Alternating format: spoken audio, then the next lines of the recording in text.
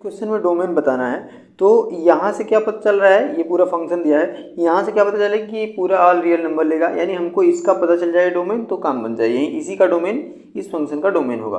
तो देखिए sine inverse किसकी बीच लाई करता है, 1 + x² upon 2x lie between 1 and -1। ठीक है, यहाँ से आप इसको सॉल्व करेंगे तो आप इसको कर सकते हैं माइनस, ये करेंगे आप इधर 2x का मल्टीप्लाई, तो ये हो गया ऐसे। ठीक है, 1 + x² और ये हो गया 2x। ठीक है, यहाँ से दोनों साइड में अगर -1 करते हैं तो -2x - 1 less than or equal to x² और 2x - 1। ठीक है, यहाँ तक। अब ध्यान से देखिए, अब x² की वैल्यू निगेटिव तो कभी होगी नहीं, हमेशा इससे बराबर ज़्यादा ही होगी। ठीक है, यानी पॉजिटिव होती है, तो इस पूरे को आप 0 कर सकते हैं। 0 इज ग्रेटर, अभी x² यहाँ पे हो गया। ठीक है, और less than or equal to 2x - 1। ठीक है, यहाँ तक बात समझ में आई, मतलब x² की वैल्यू हमेशा पॉजिटिव होती है ना, तो फिर इसमें इसकी क्या ज़रूरत। ठीक, अब इसके बाद देखिए इसमें थोड़ा सा एक ट्विस्ट करते हैं। जब ये हमको पता ही हो गया तो x² को less than or equal to 2x - 1 कर सकते हैं। ठीक है, बिल्कुल कर सकते हैं।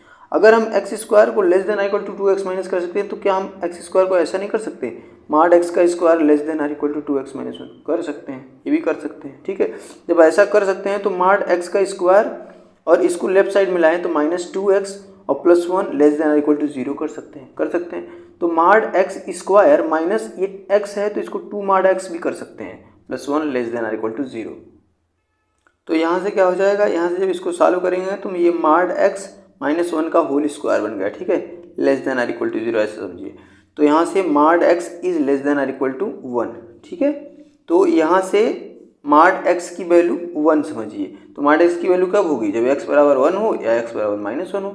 तो यहाँ से इसका डोमेन आ गया ये c -1 और 1, और यही हो गया इसका राइट आंसर। आई होप आपको दिख रहा होगा। ठीक है, देखिए इस पॉइंट से हमने इस पॉइंट पे जब ये इस पॉइंट से इस पॉइंट पे जब हम आ रहे हैं तो यहाँ पे बेसिकली हमने यहाँ पे राइट डाउन नहीं किया, लेकिन यहाँ का मतलब ये है कि दोनों साइड में हम मॉड ले रहे हैं। ठीक है, तो इसका मतलब ये हो गया कि जब दोनों साइड में हम मॉड ले रहे हैं तो ये देखिए मॉड x का स्क्वायर हो गया less than or equal to, ये अलग अलग जब आप करेंगे मॉड की प्रॉपर्टी से तो ये 2x का मॉड हो जाएगा -1 का मॉड हो जाएगा।